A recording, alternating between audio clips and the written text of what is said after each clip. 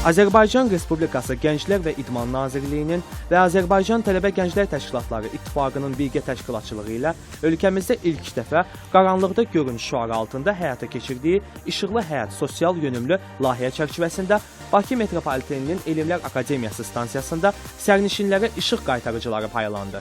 Azərbaycanda ilk dəfə böyük bir yeni sosial layihə olan İşıqlı Həyatın əsas məqsədi haqqında layihənin koordinatoru Tuğay Kərimov bizə məlumat verdi.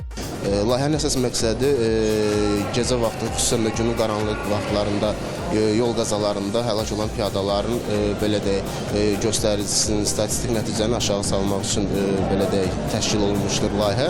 Ölkəmizdə sırf olaraq könüllü qrupdan təşkil olunmuş komanda tərəfindən işıq qaytarıcıların əhaliyə paylanmasıdır. Qeyd edək ki, İşıqlı Həyata qoşulan hər kəs xüsusi işıq qaytarıcılardan istifadə edərək layihəyə dəstək verir və öz təhlükəsizliyini nisbətən təmin etmiş olur. İşıqlı Həyat layihəsi bir neçə mərhələdən ibarətdir. Onlarda həmin bu işıq qaytarıcılarını paylamaq nəzərdə tutulubdur. Əsas məqsəd əslində yəni işıq qaytarıcılarının istifadə yararlılığı regionlarda daha çox özünü müsbət göstərəcəkdir, nəinki paytaxtda. Çünki bildiyimiz kimi magistral xəttlərin əksəriyyəti regionlardan, region hissələrindən keçir.